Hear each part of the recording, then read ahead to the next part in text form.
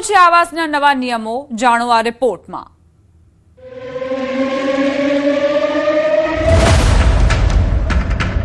સરકારી આવાસ ભાડે આપનારા સાવધાન।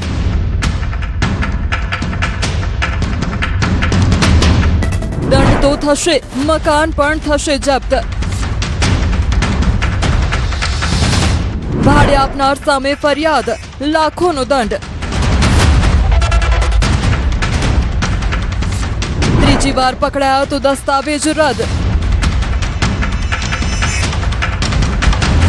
સરકાર દ્વારા લોકો માટે બનાવવામાં આવેલા આવાસને ભાડે આપવા અંગે તંત્ર દ્વારા કડક નિર્ણય લેવાયો છે। લાભાર્થીઓ મકાન ભાડે આપી દેતા હોય છે। સરકાર સામે આ બાબત અવારનવાર ધ્યાને આવતી હોવાથી હવે આવાસના મકાનો ભાડે આપનાર સામે કડક કાર્યવાહી કરવાનો નિર્ણય લેવામાં આવ્યો છે।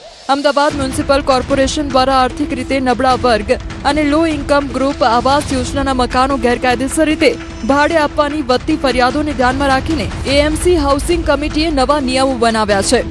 આવાસ યોજનાના મકાનો 7 વર્ષ સુધી ભાડે આપી શકાતા નથી। તેમ છતાં પણ જો મકાન માલિક દ્વારા મકાનો ભાડે આપ્યા હોય તો હવે મકાન 90 દિવસ સુધી સીલ કરી દેવાશે અને ઓછામાં ઓછા ₹50,000 દંડ વસૂલ કરવામાં આવશે।